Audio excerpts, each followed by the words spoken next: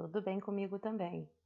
Hoje a nossa aula vai falar sobre um assunto que certamente vocês já ouviram sobre ele.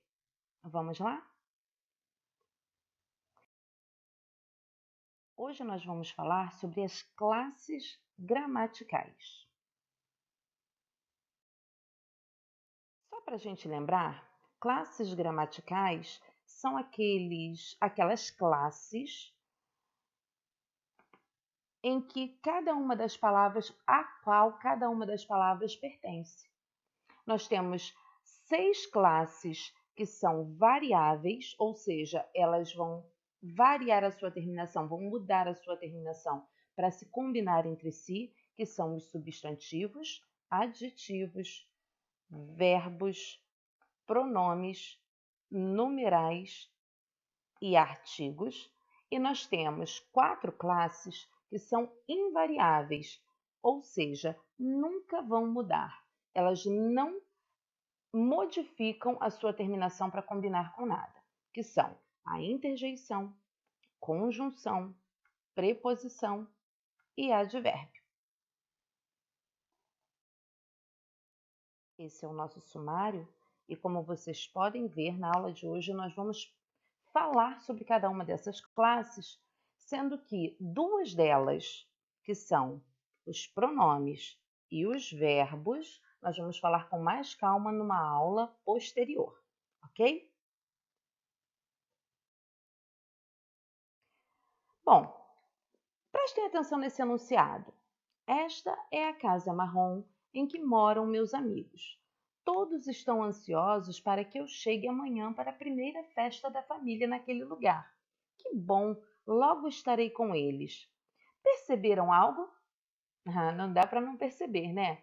É um texto todo coloridinho. E eu colori esse texto de acordo com a classe gramatical das palavras. Todos os substantivos estão em azul.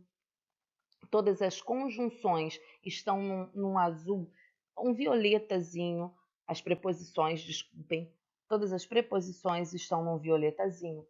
Todos os adjetivos estão em cinza. Todos os verbos estão em preto. E assim sucessivamente. As classes gramaticais, elas dão a classificação das palavras.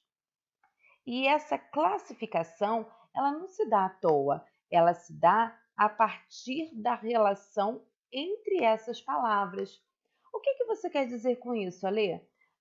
Eu quero dizer que às vezes uma mesma palavra pode desempenhar ou pode estar inserida em classes gramaticais diferentes, dependendo do contexto no qual ela está inserida.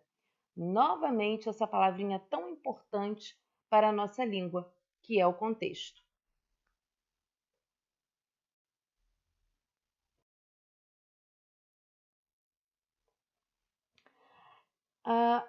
A primeira classe que nós vamos estudar é a classe dos substantivos, que é a classe de palavras que dá nome a todos os seres que nós conhecemos, aos seres em geral, quer sejam eles comuns, próprios, abstratos, concretos. Vamos relembrar essa classificação?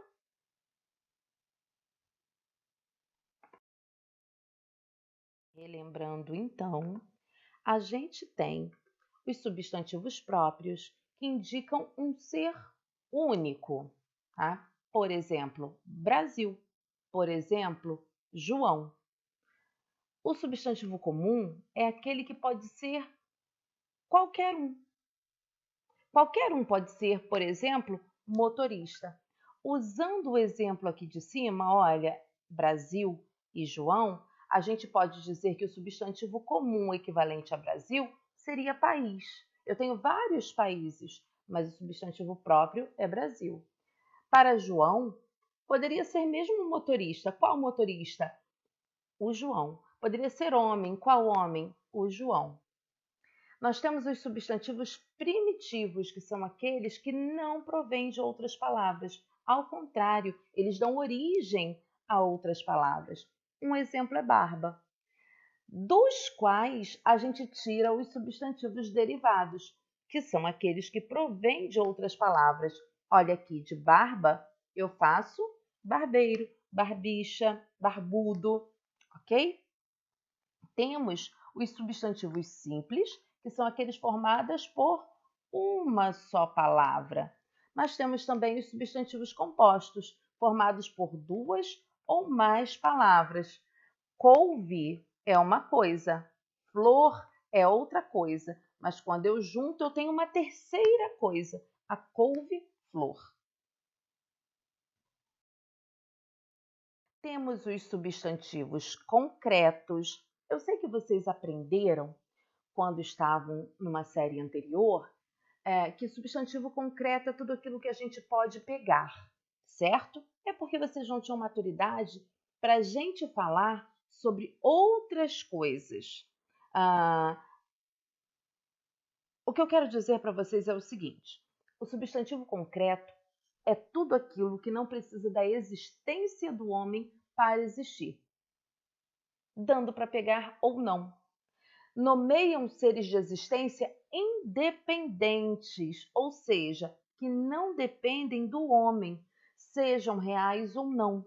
São concretos lugares, objetos, instituições, fenômenos, concepções, entidades, pessoas, vegetais, animais e minerais.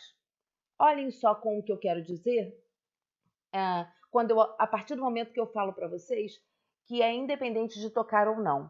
Asa é concreto, independe de mim para existir. Eu posso tocar. Relógio é concreto, independe de mim para existir. Eu posso tocar. Deus é considerado concreto, porque independe de mim para existir. Posso acreditar nele ou não, mas eu não posso tocar, ok?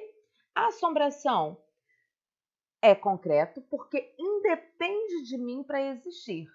Eu posso acreditar nela ou não, embora eu não possa tocar. Entenderam?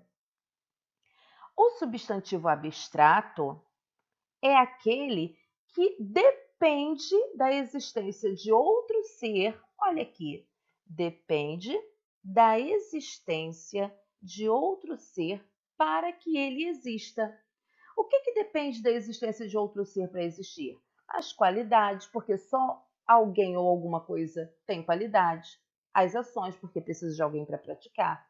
Os estados, no sentido de estado de espírito, estar se sentindo de alguma forma. Os sentimentos e as sensações. Então, são substantivos abstratos. A beleza, o amor, o pensamento, a corrida. Já pararam para pensar? Para que haja corrida, precisa de alguém que corra. Ok?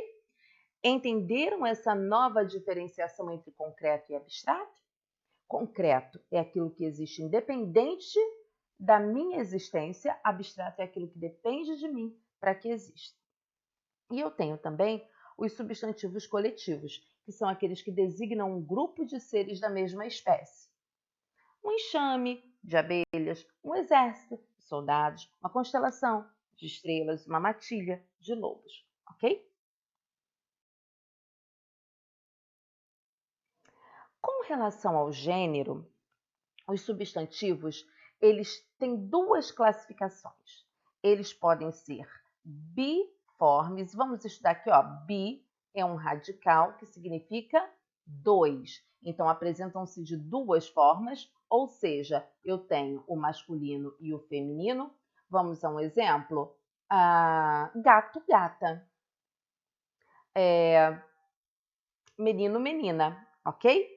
E eu tenho os substantivos uniformes, que só apresentam uma forma. E aí eu tenho vários jeitos para saber se eles estão no gênero feminino ou no gênero masculino. Por exemplo, os substantivos epicenos vão me mostrar o que está no masculino e no feminino através da classificação macho ou fêmea. Por exemplo, cobra, macho, cobra, fêmea. Ok? É um substantivo epiceno. O sobrecomum é aquele que só tem um gênero, tanto para masculino quanto para feminino. Por exemplo, criança. Você já viu o criança e a criança? Não. Criança é um substantivo sobrecomum, só apresenta um gênero para nomear tanto o masculino quanto o feminino. E eu tenho o comum de dois gêneros, que ele vai ter a mesma forma e só vai mudar o artigo que vem antes. E é esse artigo que me diz se o substantivo é masculino ou é feminino. Por exemplo, jovem, o jovem, a jovem, ou jornalista, o jornalista, a jornalista, ok? Em se tratando de substantivos biformes, eles podem ser regulares, como menino, menina, gato, gato, gato, gata, e podem ser irregulares, são aqueles que não têm o mesmo radical, tipo homem, mulher, cachorro, cadela, ok? Com relação ao plural, conforme as terminações de cada substantivo, eles podem apresentar-se no singular ou no plural. A gente sabe que singular não tem marca nenhuma, tá? A gente diz que é zero desinência. E no plural é o S ou as suas variações. É S, IS, AOS, ok? Alguns substantivos são usados apenas no plural, como lápis. E as terminações de substantivos compostos, elas também vão se diferenciar. E como é que a gente sabe disso, Alê? A gente sabe disso através da nossa memória ortográfica. Nós já falamos disso em uma das nossas aulas. Por isso, é importante a leitura. E todas as vezes que vocês tiverem dúvidas, vocês devem consultar um dicionário ou o VOLP, que é o Vocabulário Ortográfico da Língua Portuguesa, sobre o qual nós também já falamos em outra aula. E os adjetivos? Os adjetivos são a classe de palavras que dão qualidade e características aos substantivos. Essas características, elas podem ser de qualidade, de defeito ou de modos ou maneira de ser. Vamos ver esse exemplo?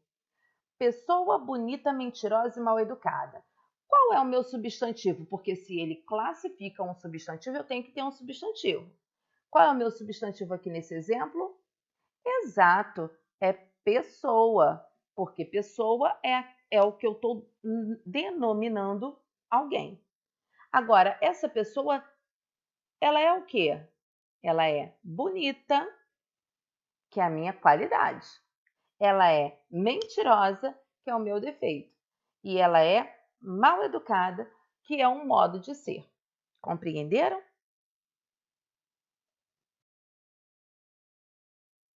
E como reconhecer o adjetivo? Lembram que eu falei lá no início que a palavra ela pode mudar de classe gramatical dependendo do contexto? Olha um bom exemplo aqui. Olha o exemplo 1. O brasileiro jovem deve alistar-se aos 18 anos. Aqui, brasileiro e jovem estão em destaque. Uma dessas palavras funciona como substantivo e a outra como adjetivo. Conseguem identificar para mim qual é o substantivo? Perfeito! O meu substantivo aqui é brasileiro. É o homem brasileiro. Quando ele está no seu estado jovem, é a minha qualidade.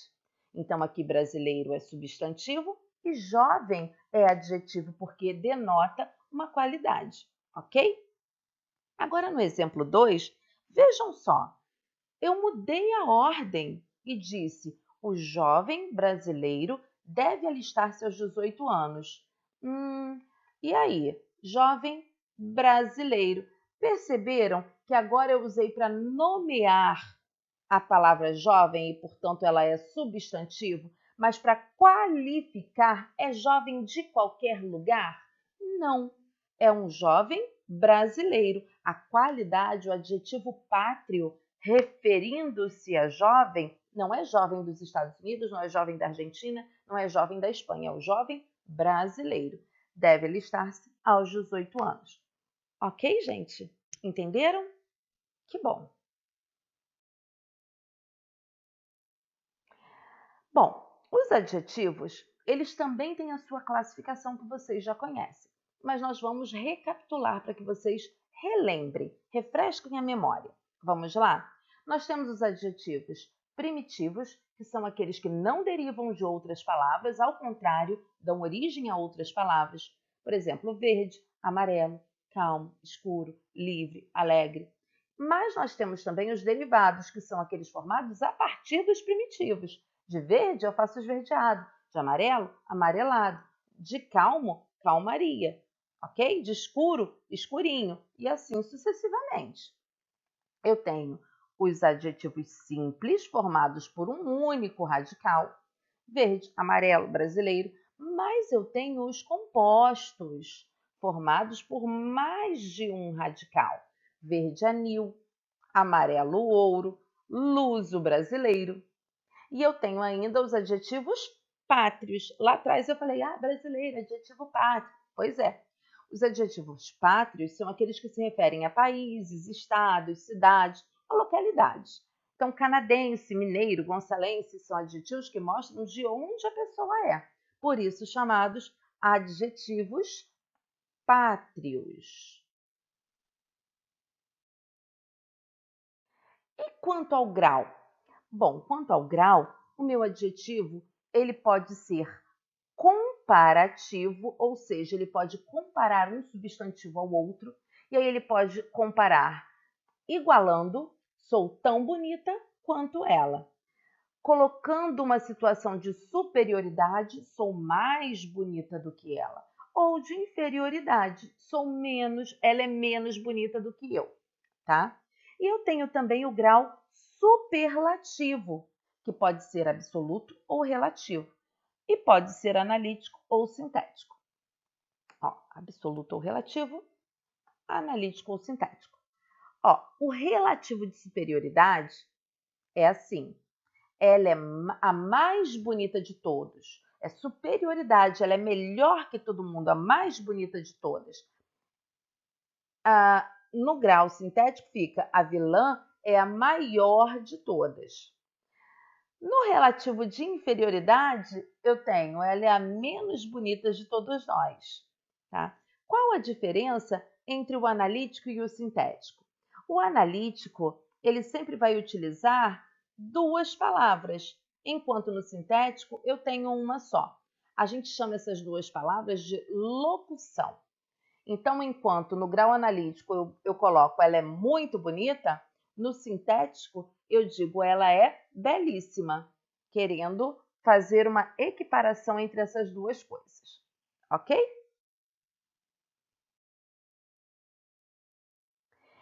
E as locuções adjetivas? Bom, as locuções adjetivas são grupos de palavras que têm o mesmo valor de um adjetivo. Vocês já conhecem, é só para a gente lembrar. Conselho de pai, eu posso dizer conselho paterno. Atitude sem qualquer cabimento, atitude descabida. Inflamação da boca, inflamação bucal. Amor de mãe, amor materno. Sociedade de consumo, sociedade consumista. Vamos então para a nossa terceira classe gramatical, que é o artigo, que é a classe de palavras que determina ou indetermina o substantivo. Os artigos podem ser definidos ou indefinidos. Os artigos definidos, eles indicam um conjunto. Olha, a mulher ainda sofre. Eu estou falando de uma única mulher? Não, eu estou dizendo do conjunto de mulheres que existem no mundo. Ele intensifica o ser. Uma coisa é eu dizer, ele é ator. Outra coisa é eu dizer, ele é o ator. Ok? Eu estou dando mais importância. Ele atribui responsabilidade. Ele é o assassino. Atribui a ideia de todo. Todo o dia trabalhava, ou seja, o dia inteiro da ideia de totalidade. Quando é que eu nunca vou usar o artigo definido? Depois do pronome cujo, a gente vai ver isso em outra aula. Diante da palavra casa, quando ela estiver significando moradia, vou para a casa. Não, tá? E diante da palavra terra, se ela significar terra firme. mas eu sempre vou utilizar depois de ambos, ambos os dois, ambas as duas. É correto, tá bom? Os artigos indefinidos, eles servem para aproximar numericamente. Tinha uns 3 anos.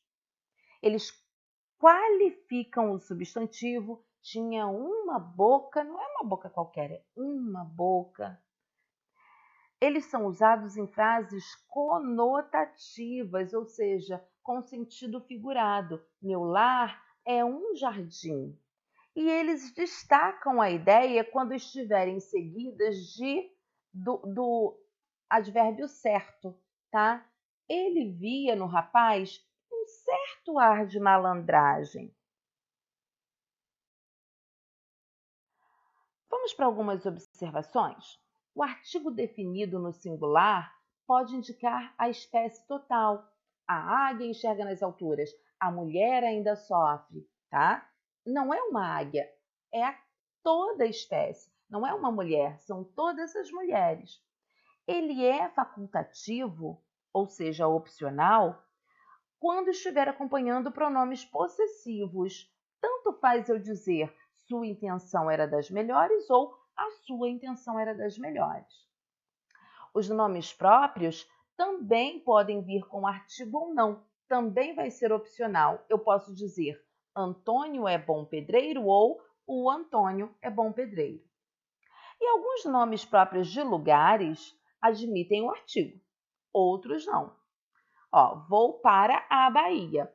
A Bahia admite. Agora, vou para a Santa Catarina. A Santa Catarina já não admite, ok? Às vezes eu posso usar, às vezes não.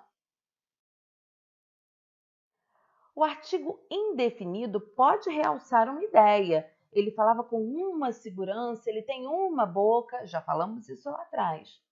E ele pode também dar ideia de aproximação. Deveria ter uns 15 anos.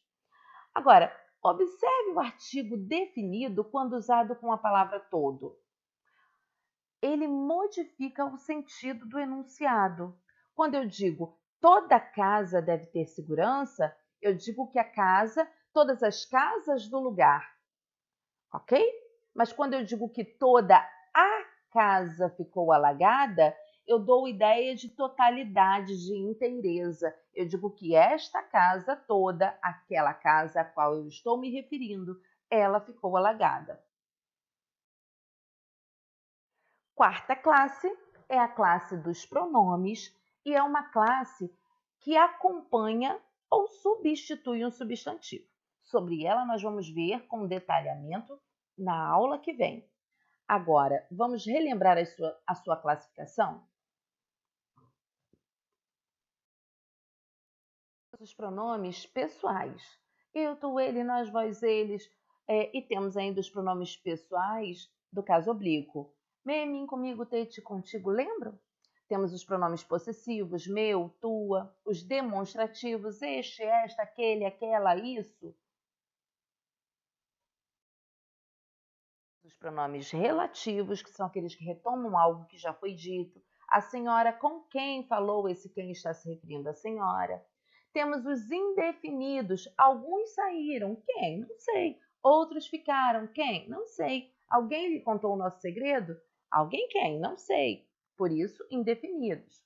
Temos os interrogativos usados nas perguntas, com quem falaste? Quais são as cores da bandeira de Portugal? Temos os pronomes de tratamento, que estão inseridos nos pronomes pessoais, mas são um caso à parte, tá? Ou você, ou Vossa Excelência, Vossa Majestade, Vossa Senhoria. Passemos então para os numerais. O numeral é a classe de palavras que dá quantidade, posição, fração e multiplicação dos substantivos. Então, na classificação, nós temos os numerais cardinais, 1, 2, 3, os ordinais, que marcam ordem, primeiro, segundo, terceiro, os fracionários, 1/3, 1/4, 2/3, os multiplicativos, dobro, triplo, quádruplo, e os coletivos, uma dúzia, meia dúzia, uma centena, uma dezena. Os verbos. Os verbos fazem parte da classe de palavras que indica ação, estado ou fenômeno da natureza. Sobre esses verbos, nós também vamos ver uma aula separadamente, tá bom? Para a gente se lembrar, os verbos eles se classificam em principal, auxiliar, de ação, e aí eu tenho intransitivos e transitivos, de ligação, regulares e irregulares, defectivos, pronominais, transitivos e intransitivos que estão aqui nos de ação. Ok, gente? Vamos ficar calmos que esta será uma aula separada. Bom, chegamos então às classes invariáveis ou não flexionadas. São elas os advérbios, as preposições, as conjunções e interjeições. A primeira delas é o advérbio. O advérbio, vamos fazer a análise da palavra ad, significa junto, que vem junto, vérbio, vem junto do verbo. É a classe de palavras que modifica o sentido dos verbos, dos adjetivos e de outros advérbios. Eu tenho, e vocês vão lembrar disso, os advérbios de afirmação, sim, deveras, certamente, efetivamente, incontestavelmente, realmente, de dúvida, talvez, porventura, acaso, provavelmente, de intensidade, muito, pouco, bastante, mais, menos, demais, lugar, aqui, lá, perto, longe, atrás, abaixo, dentro, fora, de modo, bem, mal, assim, apenas, depressa, devagar. E todos os terminados em mente também podem ser classificados como de modo.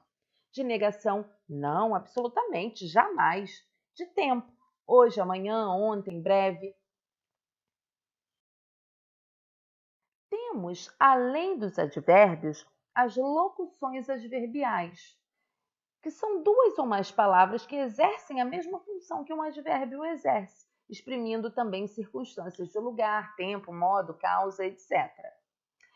Olha aqui, em Pernambuco, as mudanças começaram em 1984. Se eu dissesse somente as mudanças começaram em 1984, tudo bem, você entenderia, mas eu quis te dizer em que lugar elas começaram. Aonde? É em Pernambuco. E eu usei uma locução adverbial para isso. Ó, ele está com a cabeça nas nuvens. Nas nuvens é o local onde ele está com a cabeça. É uma locução adverbial também de lugar. Para a gente marcar bem a função do advérbio, olha essa oração, ó. O avião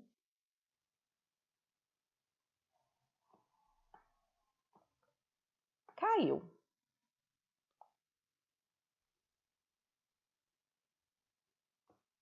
Você entendeu o que eu quis dizer?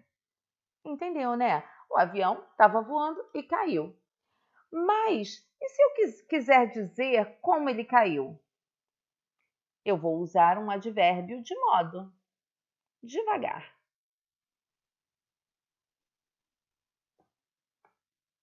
E aí eu tenho um advérbio junto do verbo que modifica o seu sentido. Ele não caiu rápido, ele caiu devagar.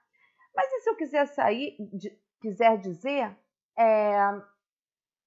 o tempo em que ele caiu?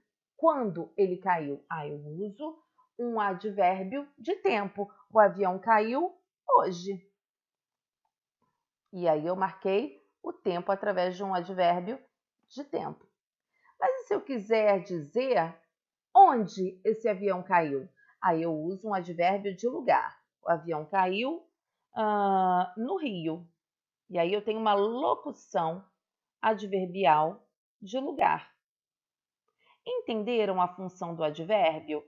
Ele é utilizado justamente para dar uma informação a mais, modificando o sentido da oração. Ok? Aí nós vamos passar para duas classes gramaticais que têm uma relação entre si, que são as preposições e as conjunções. Elas têm características comuns. Elas ligam palavras ou orações e por isso nós chamamos as duas de elementos coesivos, mas elas não retomam palavras, como os pronomes ou os advérbios, que a gente vai ver isso na próxima aula com os pronomes. E elas têm em comum também a questão de serem invariáveis. Mas elas também apresentam diferenças. E que diferenças são essas? Bom, as preposições, elas ligam geralmente as palavras, geralmente duas, né? Comprei um presente para você. Para ligar presente a você, eu utilizei a preposição. Diferente da conjunção, que vai estabelecer uma relação de circunstância entre uma palavra e outra. Ó, estudemos bastante para que passemos no vestibular. Qual é a finalidade de estudarmos bastante? Vocês viram isso no ano passado, nas orações adverbiais. Aqui, a conjunção, ela me mostra a circunstância de finalidade. Eu estou estudando bastante com a finalidade de passar no vestibular. A diferença, então, entre a preposição e a conjunção é que enquanto a preposição apenas liga palavras ou orações, a conjunção estabelece uma condição entre elas, uma circunstância entre elas. Vamos lá? As preposições ligam palavras e orações isoladamente, mas elas não possuem função sintática. Não tem uma função sintática dentro da frase, tá? Elas possuem somente um valor semântico. A função da preposição é subordinar um termo ao outro, ligar um termo ao outro. Eu digo que eu tenho as preposições essenciais, tá? Que sempre funcionarão como preposição. O a, ante, até, após, com, contra, de, desde, em, entre, para, por, perante, sob, sobre, sem. E eu tenho as preposições acidentais, que são aquelas que às vezes também podem ser usadas como conjunções, que são afora, consoante, durante, exceto, fora, mediante, salvo, senão e visto. Ó, lutou contra mim. Quem luta, luta contra alguém, contra mim. Confiava, quem confia, confia a alguém alguma coisa. Confiava a mim seus segredos. Todos comeram, salvo nós. Somente nós, não comemos, ok?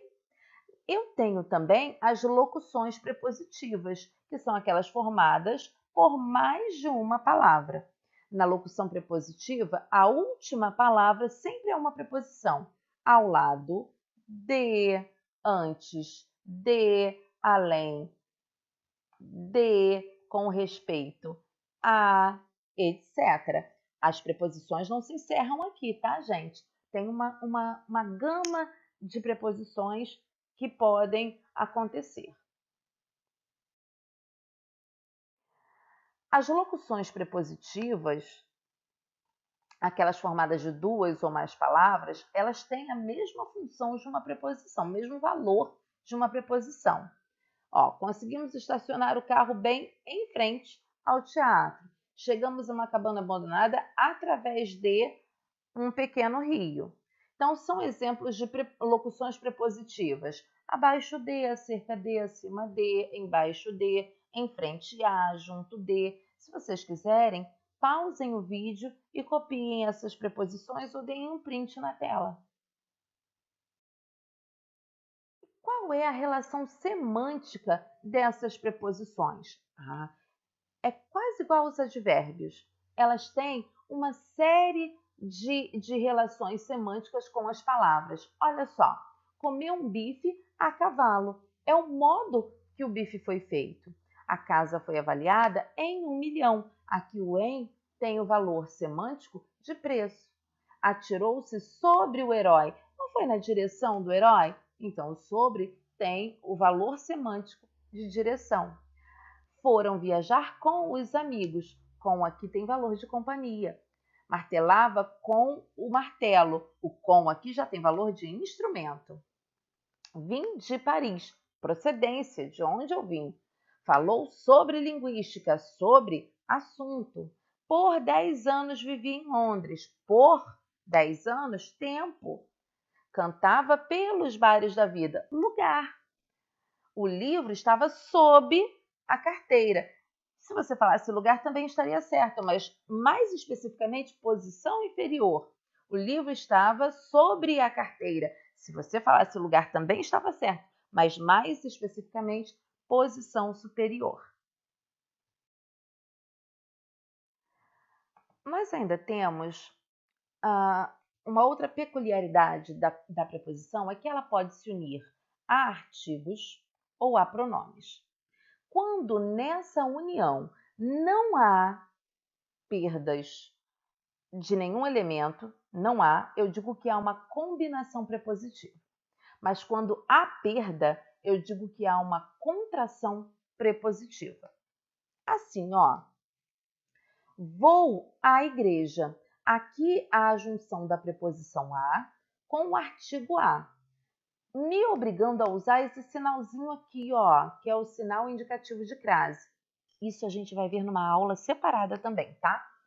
Então, aqui, como eu não coloquei o a, mas ao invés disso, eu coloquei um único a e acrescentei o sinal indicativo de crase, houve uma perda. Concordam comigo? Então, aqui eu digo que há contração.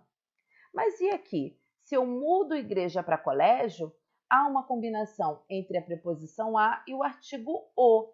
E eles são escritos exatamente dessa forma. Não há perda. Aqui eu digo que o que houve não foi uma contração, mas uma combinação. Vamos a alguns exemplos? Algumas combinações. A preposição com o artigo da ao, a preposição com o advérbio onde dá aonde. E alguns exemplos de contrações. Preposição por com o artigo o dá pelo. Preposição de com o pronome demonstrativo esse dá desses. Preposição em com o pronome demonstrativo aquela dá naquela. Preposição de com o artigo dá dum. Preposição de com o artigo a dá das. Preposição a com o artigo a dá a com o sinal indicativo de crase. E várias outras. Isso é somente um exemplo. É preferível que não se faça a contração da preposição com o artigo quando o artigo vier, ou seja, fizer parte de um sujeito com verbo no infinitivo. Ó, verbo no infinitivo, vamos lembrar, são aqueles terminados em R, tá? Então, ó, está na hora de o garoto fazer o exame. Está na hora de a onça beber água. Esses dois verbos estão no infinitivo. Vamos achar o sujeito deles? Está na hora de quem fazer o exame? O garoto. Então, em vez de falar do garoto fazer o exame, é preferível que eu diga de o garoto fazer o exame. Está na hora de quem beber água? Da onça. Em vez de falar da onça, é preferível que eu fale de a onça beber água. Sempre que eu tiver a preposição com artigo e eles forem sujeito do verbo no infinitivo, é preferível que eu não faça a contração, mas que eu coloque de forma explícita. E as conjunções? As conjunções são palavras invariáveis que ligam duas orações ou duas palavras de mesma função em uma oração. Temos as conjunções coordenativas, que ligam as orações coordenadas, sindéticas, lembram disso? Aditivas, adversativas, alternativas, explicativas e conclusivas. E nós temos as conjunções subordinativas, que inserem uma oração dentro da outra. as orações subordinadas. Lembram disso? Nós temos as conjunções subordinativas integrantes, que são o que, o como e o se. Nós temos as causais, as conformativas, as consecutivas, as comparativas, concessivas, condicionais, finais, temporais e proporcionais, que são conjunções subordinativas adverbiais. O que é importante a gente saber aqui é que a conjunção ela pode ter polissemia na sua significação. Olha aqui, saiu do escritório e atravessou a rua. Aqui esse e me dá a ideia de adição, porque me dá a ideia de soma. Ele saiu do escritório e ele atravessou a rua. São duas coisas diferenciadas, mas que se juntam. Ele também pode me dar ideia de contrário, de adversidade. Olha, estudou muito e não passou. Olha, se ele estudou muito, ele não deveria passar? Deveria, mas ele passou? Não. Aqui o e está me dando ideia de adversidade. Eu poderia substituí-lo e deveria, inclusive, por quê? Isso, pelo mais.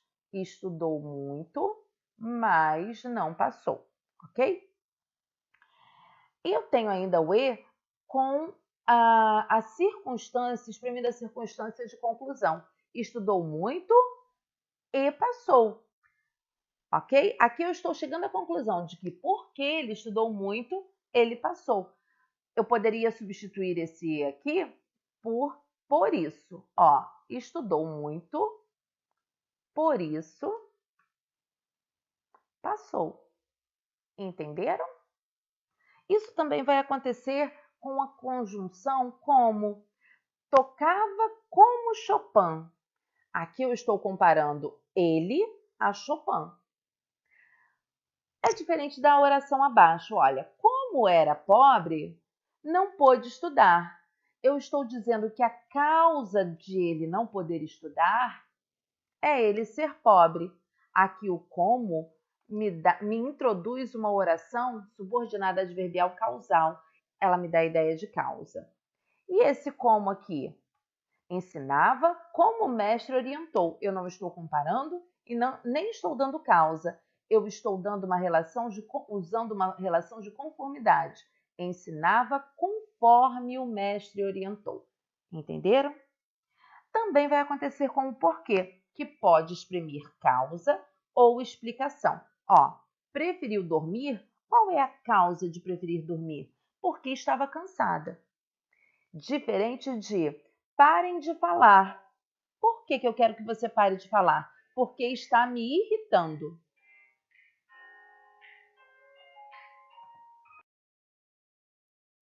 E por último, mas não menos importante, nós temos a classe gramatical que envolve as interjeições, que são palavras invariáveis que servem para expressar sentimentos, emoções, sensações. Por exemplo, para expressar animação, avante, coragem, em frente. Alegria, oba, viva! Desejo, se Deus quiser, tomara, oxalá. Medo, credo, Deus, ai Jesus. Interjeições, elas podem exprimir dúvida, indignação, ordem, repulsa, surpresa e terror ou medo. Uma das características que marca essa classe gramatical é que após as interjeições eu sempre terei pontos de exclamação, porque como elas exprimem emoção, elas têm que sempre trazer o ponto de exclamação. Ok, gente? Espero que vocês tenham gostado da aula e eu vou colocar alguns exercícios, tanto no SIG quanto postar no grupo, para que vocês possam fazer e tirarem as dúvidas, tá bom? Grande abraço, até a próxima, tchau, tchau!